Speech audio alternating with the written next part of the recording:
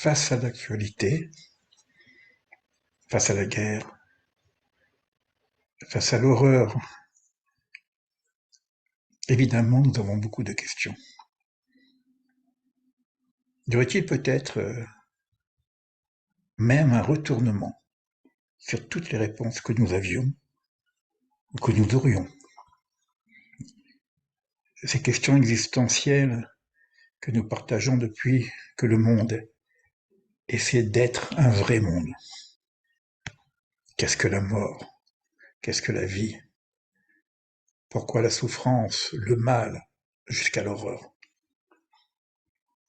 Tout ceci se résumerait à une seule question.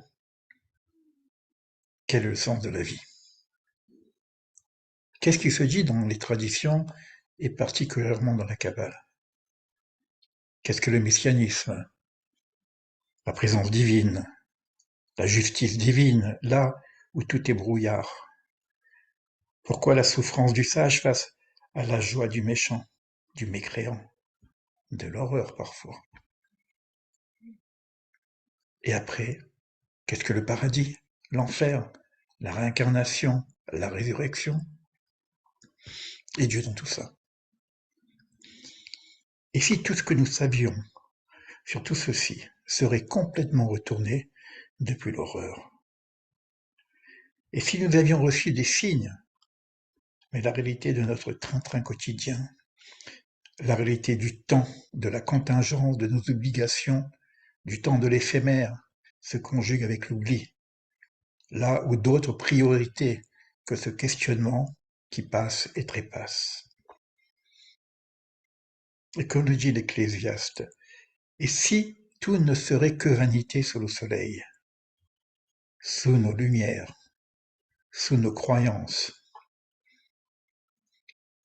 et si ceci était un dernier avertissement, qu'est-ce qu'on pourrait faire alors pour ne pas passer à côté?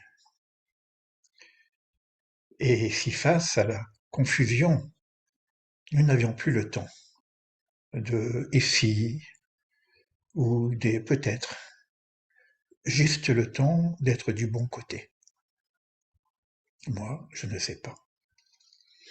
Alors je vous invite à partager ces questionnements qui, du non-savoir, nous ouvriraient peut-être des portes vers la connaissance de ce qui serait alors au-dessus du soleil. Ce soir, lundi 13 novembre, à 21h, je vous invite à partager ce questionnement. À tout à l'heure, peut-être.